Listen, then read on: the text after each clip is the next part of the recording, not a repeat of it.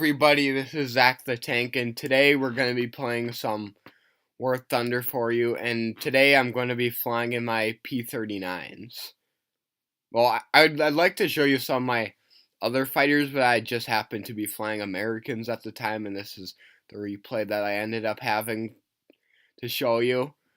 But anyways, a little bit more about my channel, that I didn't mention in the little introduction thing is a little bit more about what nations I like to fly in War Thunder.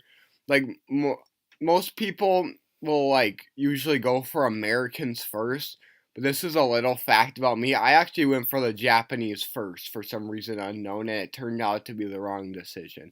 I truly really don't like the Japanese that much. Their aircraft do kind of suck because the first hit you take is usually the only one that you ever take. So that's the one problem with Japanese.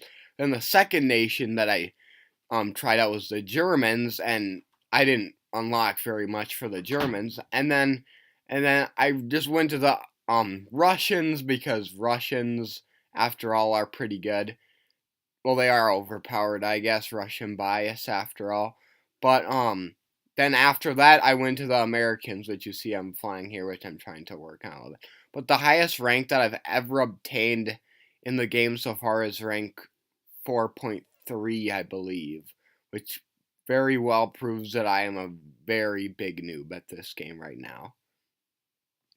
Which makes this video not a very worthwhile watch for somebody that's a pro player at War Thunder compared to me. You're going to see me missing lots of shots in this video because I'm a noob. I suck at War Thunder. And also you're going to see me derping lots of people. And then you're going to see, I believe, the anti-aircraft defense is doing half of my work for me.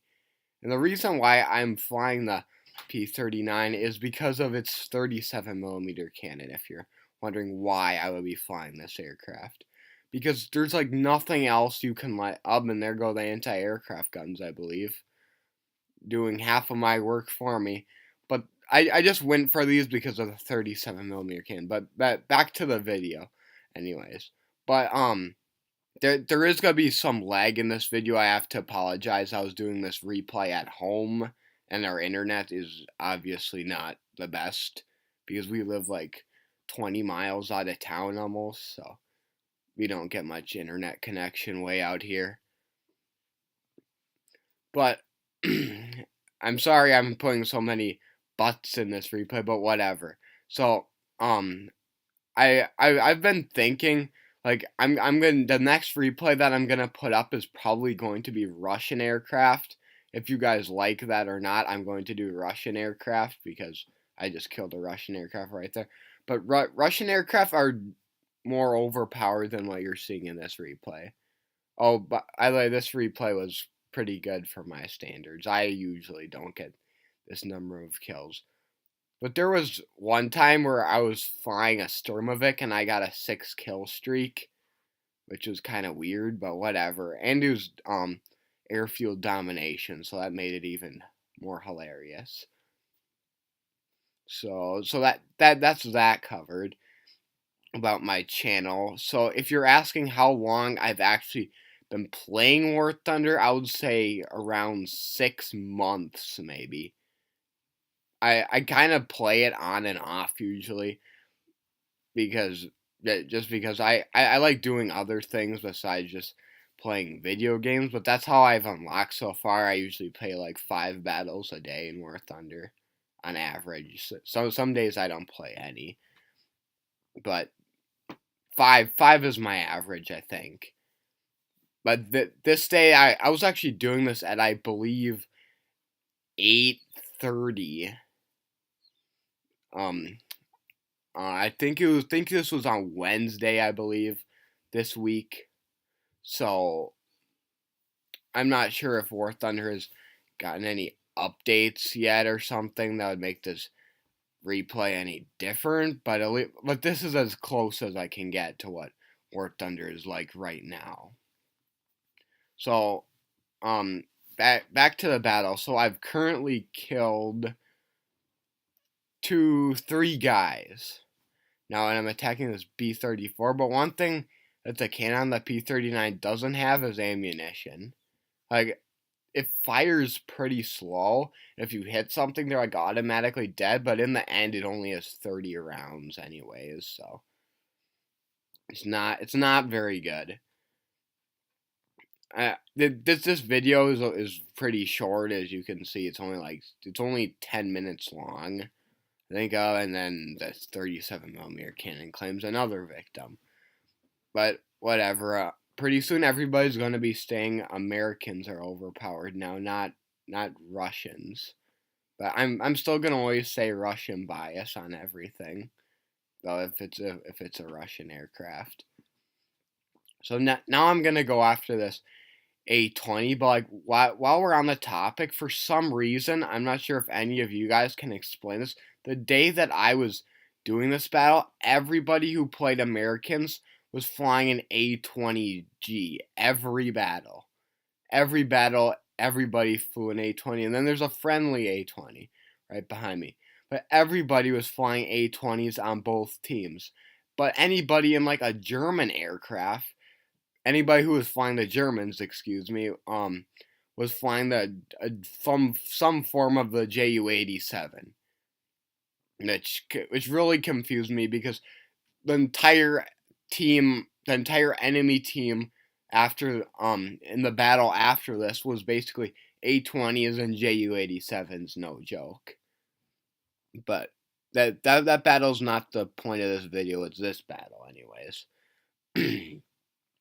So the armament of this little aircraft kind of really differs, I guess, a little bit, because in real life they almost never actually had the 4 7.62mm machine guns, because they're only 7.62, and what you gonna do with the 7.62mm machine guns?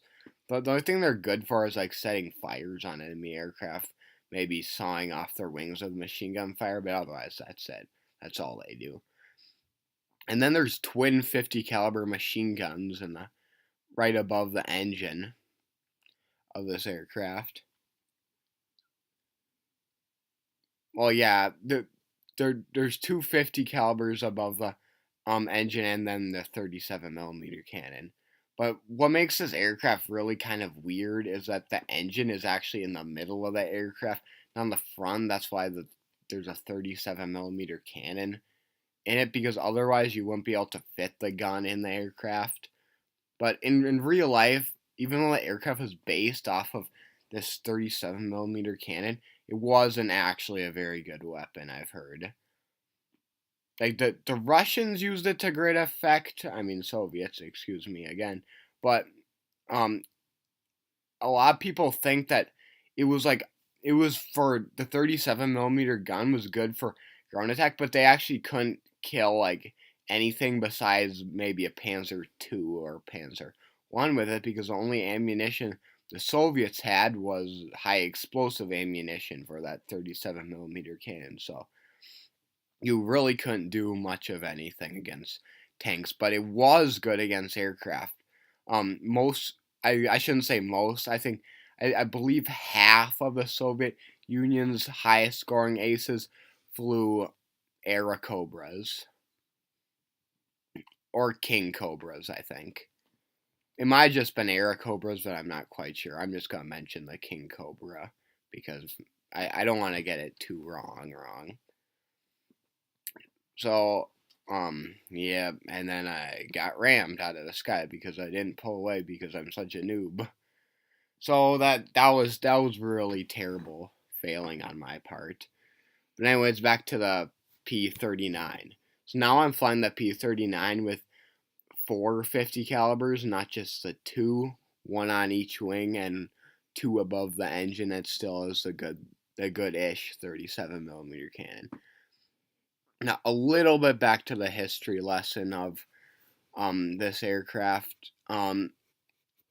There was most P-39 pilots really didn't score a ton of their victories with the 37mm cannon because they did one other big problem.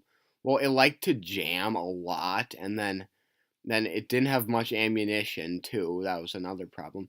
But then it really it really had low shell velocity, so it's hard to hit a BF 109 with a 37 millimeter relatively low velocity shell, if you know what I mean. Here in arcade battles and Warthunder, you get the low lead indicator, but it's still pretty tricky, I must say. So this is going to basically wrap up this Warthunder video, and I've been happy to talk to you today. So goodbye and have a nice weekend, please.